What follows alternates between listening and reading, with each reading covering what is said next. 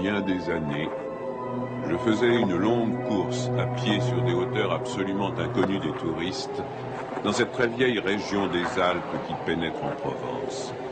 C'était, au moment où j'entrepris ma longue promenade dans ces déserts, des landes nues et monotones, vers 1200 ou 1300 mètres d'altitude.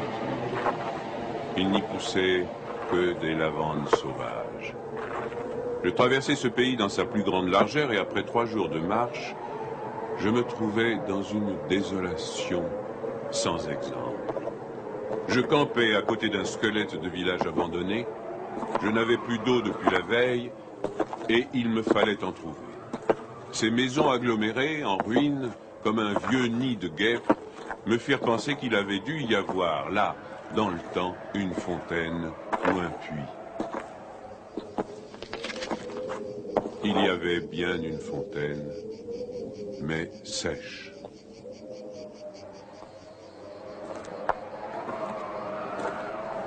Les 5 à 6 maisons, sans toiture, rongées de vent et de pluie, la petite chapelle au clocher écroulé, étaient rangées comme le sont les maisons et les chapelles dans les villages vivants, mais toute la vie avait disparu.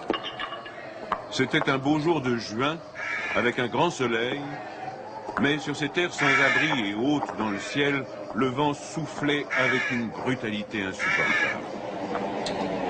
Ces grondements dans les carcasses des maisons étaient ceux d'un fauve dérangé dans son repas. Il me fallut lever le camp.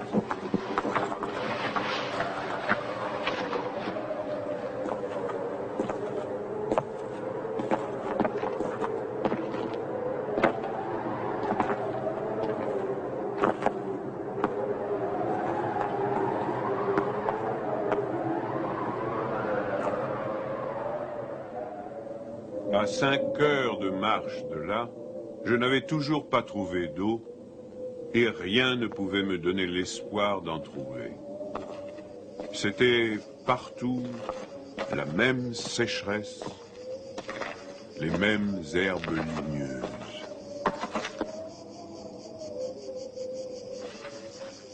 Il me sembla apercevoir, dans le lointain, une petite silhouette noire, debout. Je la pris pour le tronc d'un arbre solitaire. À tout hasard, je me dirigeai vers elle. C'était un berger. Une trentaine de moutons, couchés sur la terre brûlante, se reposaient près de lui. Il me fit boire à sa gourde. Un peu plus tard, il me conduisit à sa bergerie, dans une ondulation du plateau. Il tirait son eau, excellente, d'un trou naturel très profond, au-dessus duquel il avait installé un treuil rudimentaire. Cet homme parlait peu, c'est le fait des solitaires, mais on le sentait sûr de lui et confiant dans cette assurance. C'était insolite dans ce pays dépouillé de tout. Il n'habitait pas une cabane, mais une vraie maison en pierre, où l'on voyait très bien comment son travail personnel avait rapiécé la ruine qu'il avait trouvée là, à son arrivée. Son toit était solide et étanche. Le vent qui le frappait faisait sur les tuiles le bruit de la mer sur les plages. Son ménage était en ordre, son parquet balayé, son fusil graissé. La soupe bouillait sur le feu. Je remarquai alors qu'il était aussi rasé de frais, que tous ses boutons étaient solidement cousus, que ses vêtements étaient reprisés avec le soin minutieux qui rend les reprises invisibles.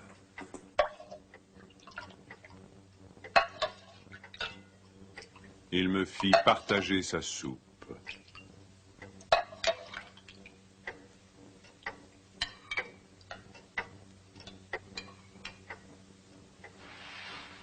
Comme après, je lui offrais ma blague à tabac, il me dit qu'il ne fumait pas. Son chien, silencieux comme lui, était bienveillant, sans bassesse.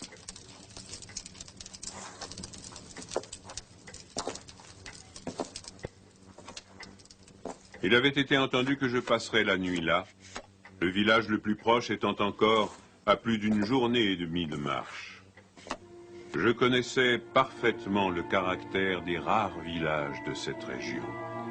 Il y en a 4 ou 5, dispersés, loin les uns des autres, sur les flancs de ces hauteurs, dans les taillis de chênes blancs, à la toute extrémité des routes carrossables. Ils sont habités par des bûcherons qui font du charbon de bois. Ce sont des endroits où l'on vit mal. Les familles, serrées les unes contre les autres, dans ce climat qui est d'une rudesse excessive, aussi bien l'été que l'hiver, exaspèrent leur égoïsme en vase clos. L'ambition irraisonnée s'y démesure. Dans le désir continu de s'échapper de cet endroit, les hommes vont porter leur charbon à la ville, puis retournent. Les plus solides qualités craquent sous cette perpétuelle douche écossaise. Les femmes mijotent des rancœurs. Il y a concurrence sur tout, aussi bien pour la vente du charbon de bois que pour le banc à l'église, pour les vertus qui se combattent entre elles, pour les vices qui se combattent entre eux, et pour la mêlée générale des vices et des vertus sans repos. Par là-dessus, le vent également sans repos irrite les nerfs. Il y a des épidémies de suicide et de nombreux cas de folie, presque toujours meurtrières.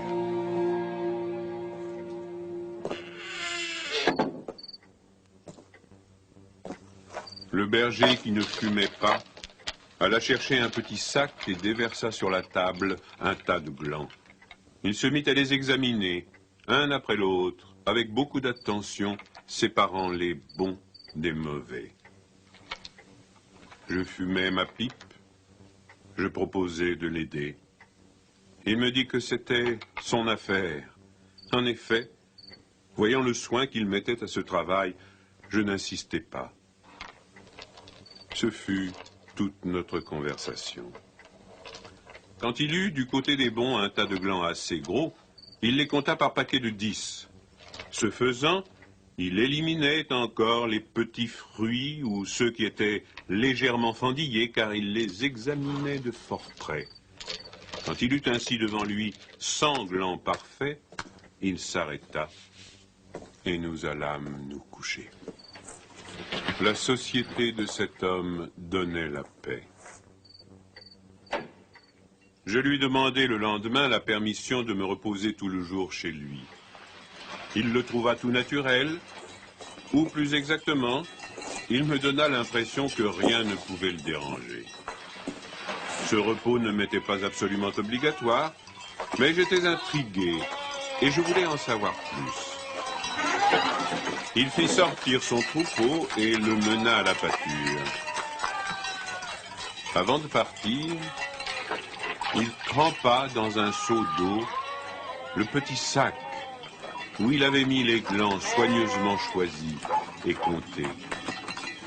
Je remarquai qu'en guise de bâton, il emportait une tringle de fer grosse comme le pouce et longue d'environ 1,50 m.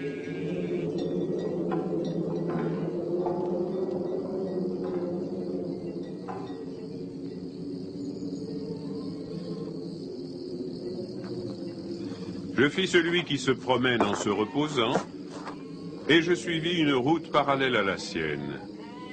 La pâture de ces bêtes était dans un fond de combe. Il laissa le petit troupeau à la garde du chien et monta vers l'endroit où je me tenais.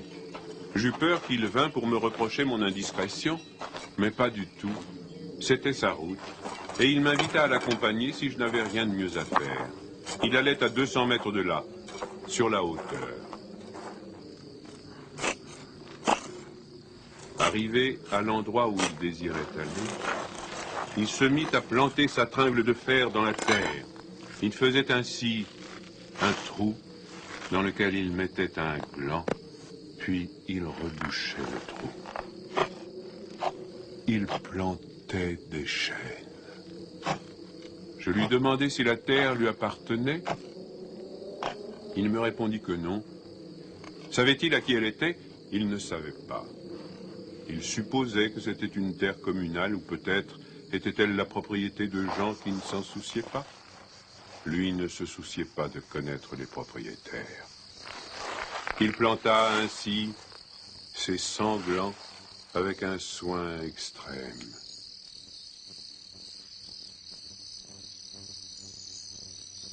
Après le repas de midi, il recommença à trier sa semence.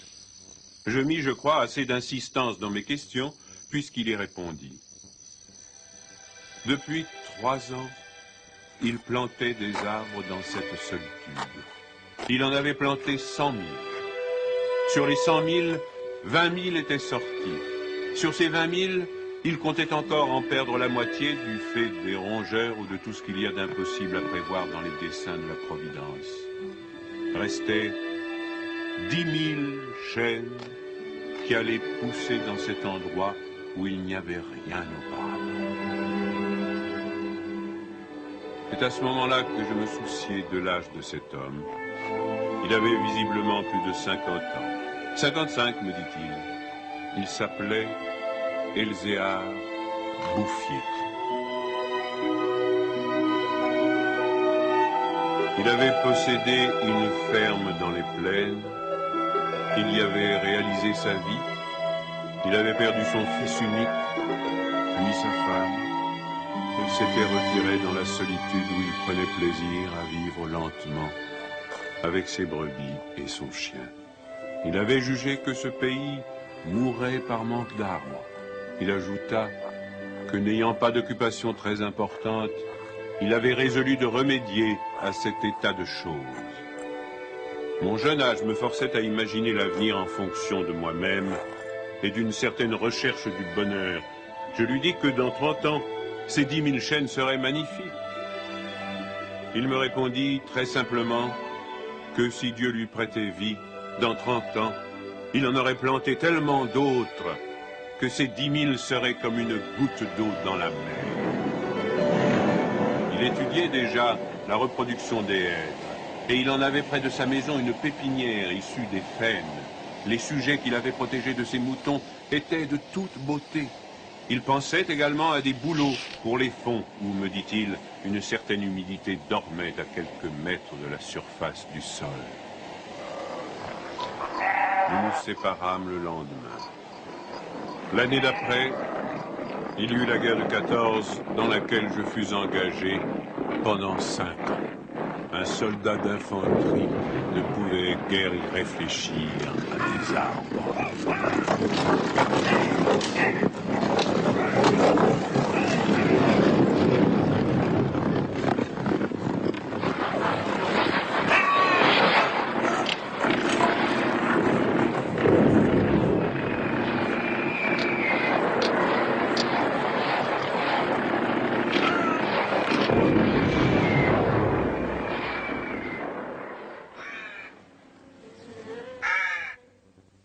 Sorti de la guerre, je me trouvais à la tête d'une prime de démobilisation minuscule, mais avec le grand désir de respirer un peu d'air pur.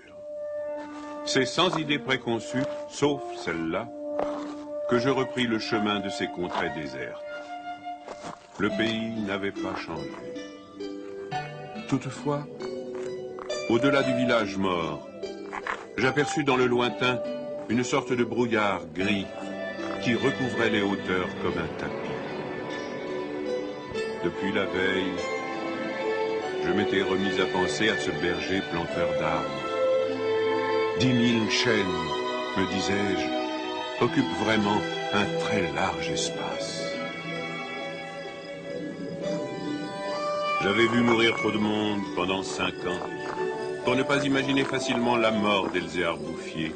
D'autant que, lorsqu'on en a 20, on considère les hommes de 50 comme des vieillards à qui il ne reste plus qu'à mourir.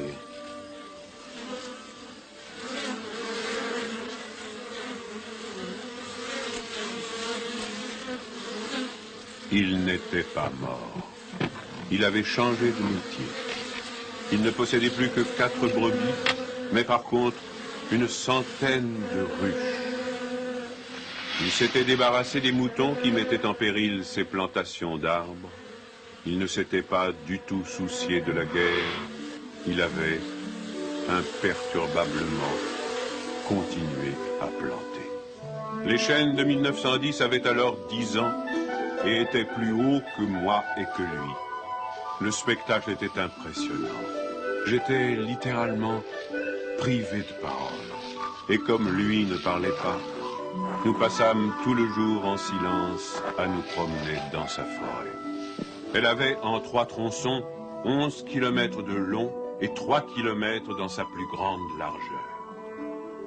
Quand on se souvenait que tout était sorti des mains et de l'âme de cet homme, sans moyens techniques, on comprenait que les hommes pourraient être aussi efficaces que Dieu dans d'autres domaines que la destruction.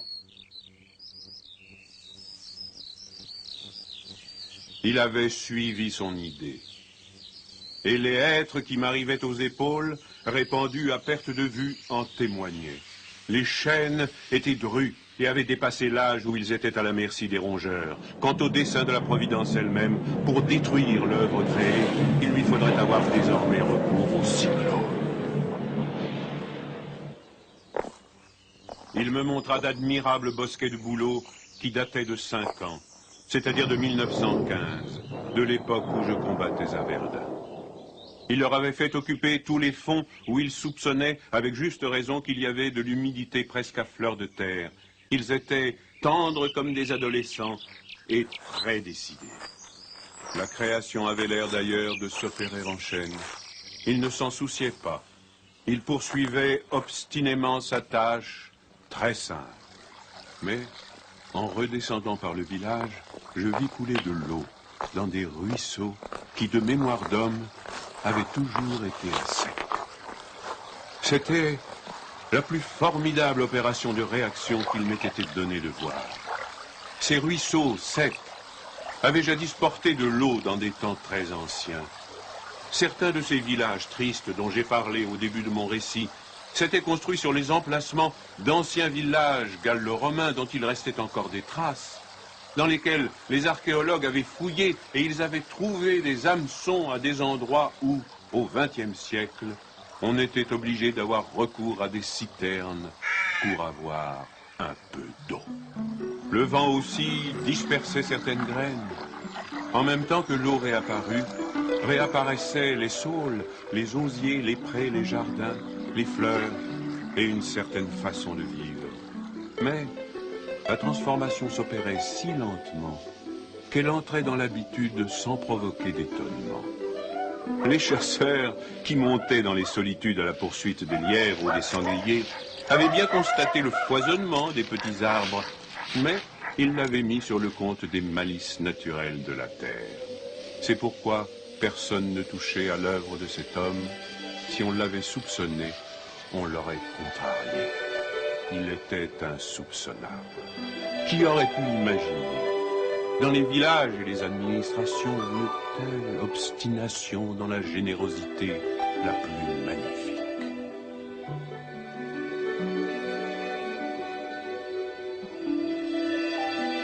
À partir de 1920, je ne suis jamais resté plus d'1 an sans rendre visite à Elzéar Bouffier. Je ne l'ai jamais vu fléchir ni douter. Et pourtant, Dieu sait si Dieu m'aime y pousse. Je n'ai pas fait le compte de ses déboires. On imagine bien cependant que pour une réussite semblable, il a fallu vaincre l'adversité. Que pour assurer la victoire d'une telle passion, il a fallu lutter avec le désespoir. Pour avoir une idée à peu près exacte de ce caractère exceptionnel, il ne faut pas oublier qu'il s'exerçait dans une solitude totale. Si totale que, vers la fin de sa vie, il avait perdu l'habitude de parler. Ou peut-être n'en voyait-il pas la nécessité. En 1933, il reçut la visite d'un garde forestier éberlu.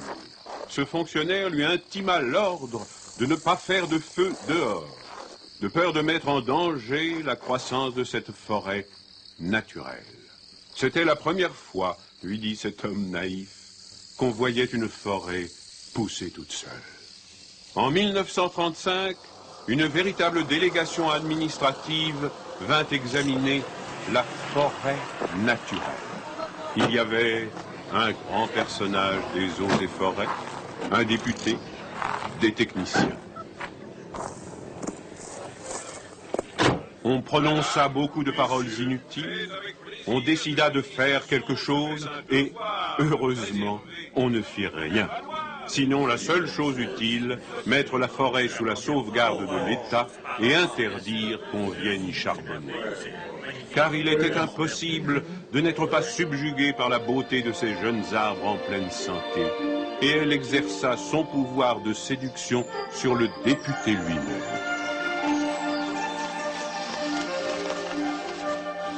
J'avais un ami parmi les capitaines forestiers qui était de la délégation. Je lui expliquai le mystère. Un jour de la semaine d'après, nous allâmes tous les deux à la recherche d'Elzéar Bouffier. Nous le trouvâmes en plein travail, à 20 km de l'endroit où avait eu lieu l'inspection. Ce capitaine forestier n'était pas mon ami pour rien. Il connaissait la valeur des choses. J'offris les quelques œufs que j'avais apportés en présent. Nous partageâmes notre casse-croûte en trois, et quelques heures passèrent dans la contemplation muette du paysage. Le côté d'où nous venions était couvert d'arbres de 6 à 7 mètres de haut. Je me souvenais de l'aspect du pays en 1913, le désert. Le travail paisible et régulier, l'air vif des hauteurs, la frugalité et surtout la sérénité de l'âme avaient donné à ce vieillard une santé presque solennelle. C'était un athlète de Dieu. Je me demandais combien d'hectares il allait encore couvrir d'arbres. Avant de partir, mon ami fit simplement une brève suggestion à propos de certaines essences auxquelles le terrain d'ici paraissait devoir convenir. Il n'insista pas. Pour la bonne raison, me dit-il après, que ce bonhomme en sait plus que moi. Au bout d'une heure de marche, l'idée ayant fait son chemin en lui, il ajouta « Il en sait beaucoup plus que tout le monde. Il a trouvé un fameux moyen d'être heureux. » C'est grâce à ce capitaine que non seulement la forêt, mais le bonheur de cet homme furent protégés. L'œuvre ne courut un risque grave que pendant la guerre de 1939. Les automobiles marchant alors au gazogène, on n'avait jamais assez de bois. On commença à faire des coupes dans les chênes de 1910. Mais ces quartiers sont si loin de tout réseau routier que l'entreprise se révéla très mauvaise au point de vue financier. On l'abandonna.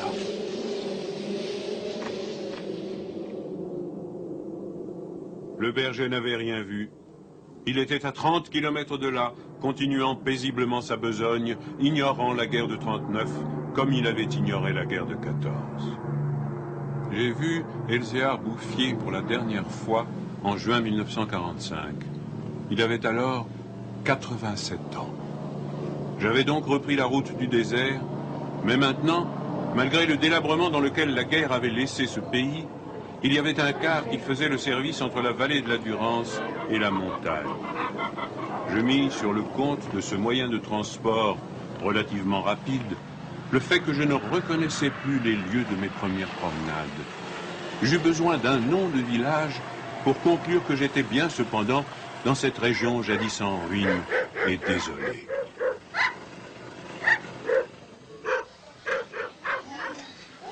Le car me débarqua à Verbeau. En 1913, ce hameau de 10 à 12 maisons avait 3 habitants.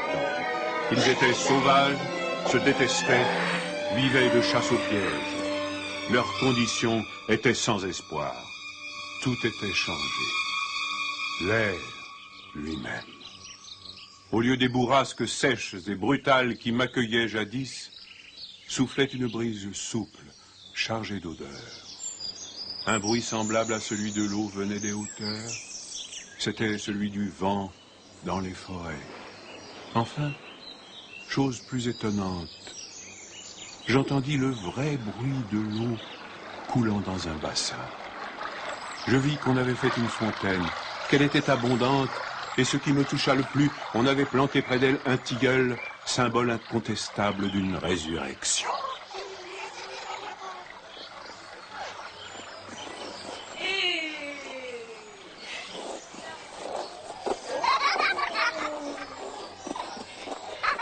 Par ailleurs, Verdun portait les traces d'un travail pour l'entreprise duquel l'espoir est nécessaire. L'espoir était donc revenu.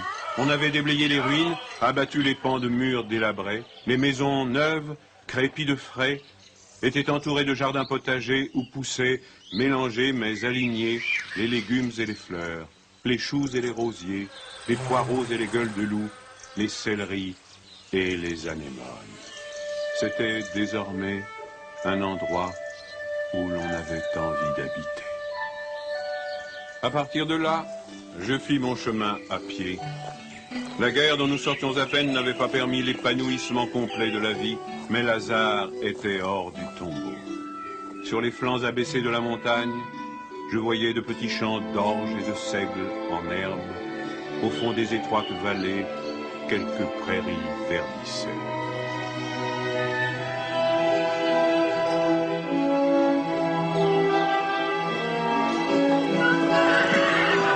Il n'a fallu que les 8 ans qui nous séparent de cette époque pour que tout le pays resplendisse de santé et d'aisance. Sur l'emplacement des ruines que j'avais vues en 1913, s'élèvent maintenant des fermes propres, bien crépies, qui dénotent une vie heureuse et confortable.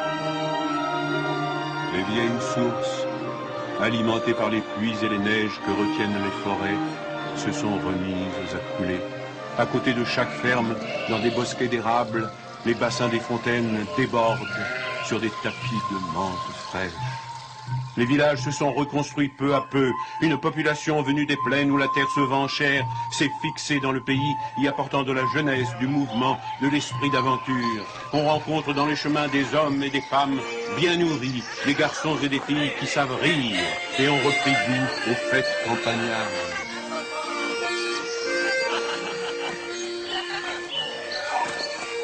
Si on compte l'ancienne population, méconnaissable depuis qu'elle vit avec douceur, et les nouveaux venus, plus de 10 000 personnes doivent leur bonheur à Elzéar Bouffier. Quand je pense qu'un homme seul, réduit à ses simples ressources physiques et morales, a suffi pour faire surgir du désert ce pays de Canaan, je trouve que malgré tout, la condition humaine est admirable. Mais, quand je fais le compte de tout ce qu'il a fallu de constance dans la grandeur d'âme et d'acharnement dans la générosité pour obtenir ce résultat, je suis pris d'un immense respect pour ce vieux paysan sans culture qui a su mener à bien cette œuvre digne de Dieu. Elzéar Bouffier est mort paisiblement en 1947 à l'hospice de Banon.